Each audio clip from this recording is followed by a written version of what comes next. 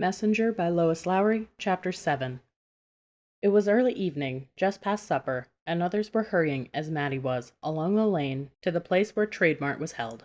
He nodded to neighbors as he passed them, and waved to some he saw further along. People nodded back or waved in reply, but there was none of the light-hearted banter that was ordinarily part of village. There was an intenseness to everyone, an odd seriousness, and a sense of worry, unusual in village, pervaded the atmosphere. No wonder Sear didn't want me to come, Matty thought as he approached. It doesn't feel right. He could hear the noise, a murmur, people whispering to each other. It was not at all like market day, with its sounds of laughter, conversation, and commerce, good-natured bargaining, the squealing of pigs, the motherly cluck of hens with their cheeping broods. Tonight it was simply a low hum, a nervous whisper through the crowd.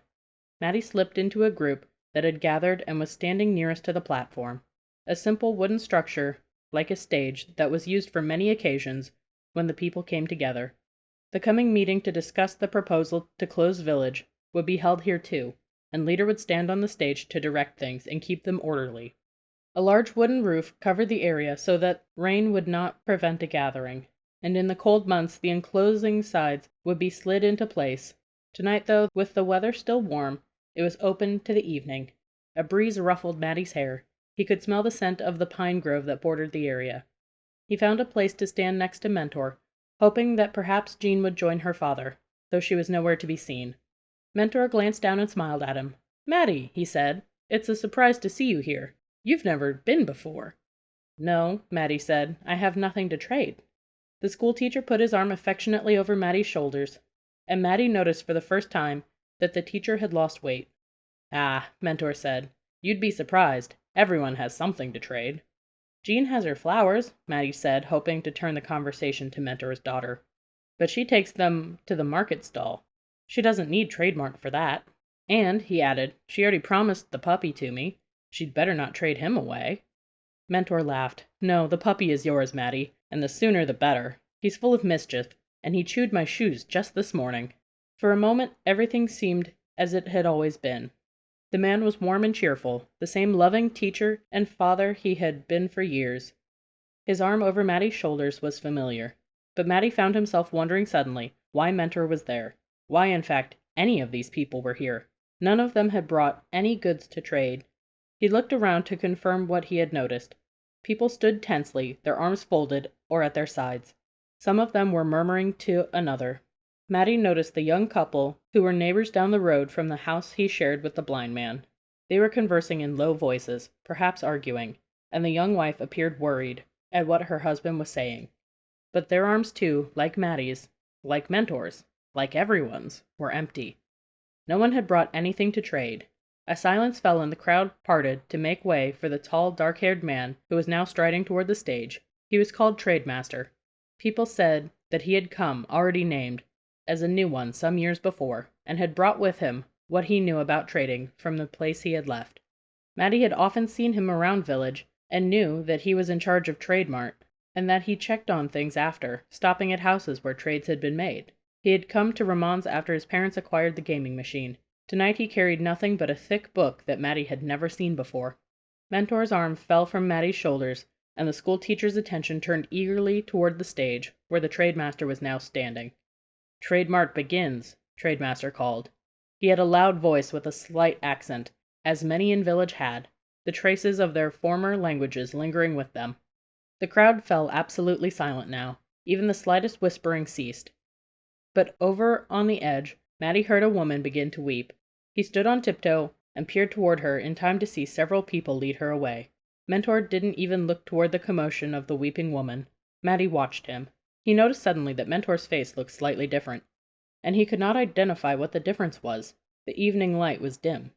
More than that, the teacher, usually so calm, was now tense, alert, and appeared to be waiting for something. "Who's first?" Trademaster called, and while Matty watched, Mentor raised his hand and waved it frantically, like a schoolboy hoping for a reward. "Me! Me!" the schoolteacher called out in a demanding voice. And as Matty watched, Mentor shoved the people standing in front of him aside so that he would be noticed. Late that night, the blind man listened with a concerned look on his face while Matty described Trade Mart.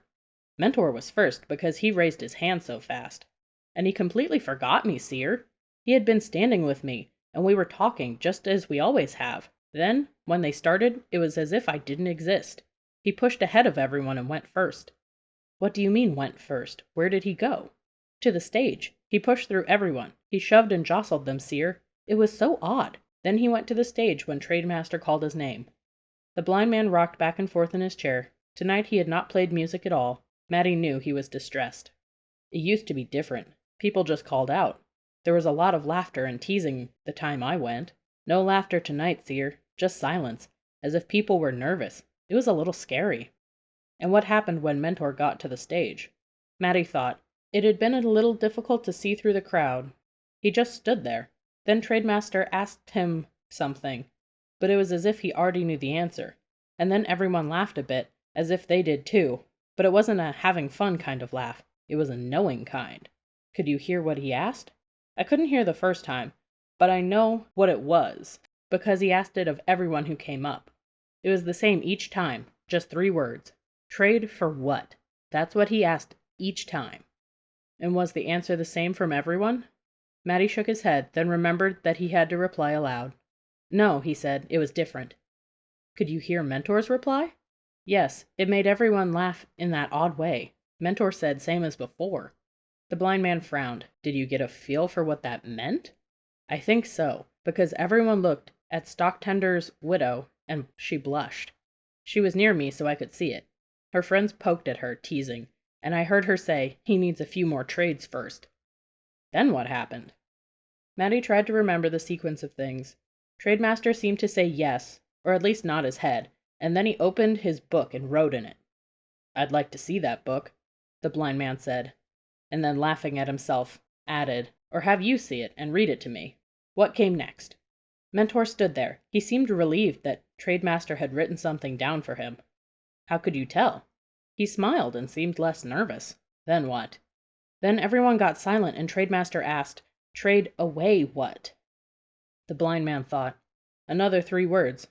Was it the same for each? The same trade for what, and then trade away what?" "Yes, but each one said the answer to the first quite loudly, the way Mentor did, but they whispered the answer to the second so no one could hear. So it became public what they were trading for." "Yes, and sometimes the crowd called out in a scornful way. They jeered. I think that's the right word." "And he wrote each down?" "No, Ramon's mother went up, and when Trademaster asked trade for what, she said fur jacket, but Trademaster said no." "Did he give a reason for the no?" "He said she got a gaming machine already. Maybe another time, he said. Keep trying, he told her." The blind man stirred restlessly in his chair. "Make us some tea, Matty, would you?" Matty did so, going to the wood stove where the iron kettle was already simmering. He poured the water over tea leaves in 2 thick mugs and gave one to Seer. "Tell me again the second 3-word thing," the blind man said after he had taken a sip. Matty repeated it. "Trade away what?" He tried to make his voice loud and important, as Trademaster's had been. He tried to imitate the slight accent. "But you couldn't hear any of the answers the people gave, is that right?" "That's right. They whispered, and he wrote the whispers in his book." Matty straightened in his chair with a sudden idea. "How about if I steal the book and read you what it says?" Matty. "Sorry," Matty replied immediately. Stealing had been so much a part of his previous existence that he sometimes still, even after years, forgot that it was not acceptable behavior in village. "Well," said the blind man, after they had sipped their tea in silence for a moment, "I wish I could figure out what things people are trading away. You say they came empty-handed, yet each one whispered something that was written down." "Except for Ramon's mother," Matty reminded him. "Trademaster said no to her. But others got their trades. Mentor got his. But we don't know what." "No, same as before. He asked for." "Tell me this, Matty. When Mentor left the trade mart, he hadn't been given anything, had he? He wasn't carrying anything?" "No, nothing." "Was anyone given anything to take away?"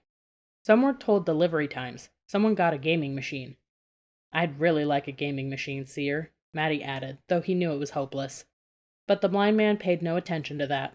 "One more question for you, Matty. Think hard about this." "All right." Matty prepared himself to think hard. "Try to remember if people looked different when it was over. Not everyone, but those who had made trades." Matty sighed. It had been crowded and long, and he had begun to be uncomfortable and tired by the time it ended. He had seen Ramon and waved, but Ramon was standing with his mother, who was angry at having been turned down by Trademaster. Ramon hadn't waved back. He had looked for Jean, but she wasn't there. I can't remember. I wasn't paying attention by the end. What about the person who got a gaming machine? You told me someone did. Who was it? The woman who lives over near the marketplace. You know the one. Her husband walks hunched over because he has a twisted back. He was with her, but he didn't go up for a trade. Yes, I know who you mean. They're a nice family, the blind man said. So she traded for a gaming machine? Did you see her when she was leaving? I think so. She was with some other women, and they were laughing as they walked away. I thought you said she was with her husband. She was, but he walked behind. How did she seem? Happy because she got a gaming machine. She was telling her friends that they could come play with it. But anything else? Was there anything else about her that you remember from after the trade, not before? Matty shrugged. He was beginning to be bored by the questioning. He was thinking about Jean, and that he might go see her in the morning. Maybe his puppy would be ready. At least the puppy would be an excuse for a visit. It was healthy now, and growing fast, with big feet and ears. Recently he had watched, laughing, when the mother dog had growled at it because it was nipping at her own ears, in play. Thinking of the puppy's behavior reminded Matty of something. Something was different, he said. She's a nice woman, the one who got the gaming machine. Yes, she is. Gentle, cheerful, very loving to her husband. Well, Matty said slowly, when she was leaving, walking and talking with the other women, and her husband behind trying to keep up, she whirled around suddenly and scolded him for being slow. Slow? But he's all twisted. He can't walk any other way, the blind man said in surprise. I know, but she made a sneering face at him, and she imitated his way of walking. She made fun of him. It was only for a second, though. Sear was silent, rocking. Matty picked up the empty mugs, took them to the sink and rinsed them. It's late, the blind man said. Time to go to bed. He rose from his chair and put his stringed instrument on the shelf, where he kept it. He began to walk slowly to his sleeping room. Good night, Matty, he said. Then he said something else, almost to himself. So now she has a gaming machine, the blind man murmured. His voice sounded scornful. Matty at the sink remembered something. Mentor's birthmark is completely gone, he called to Sear.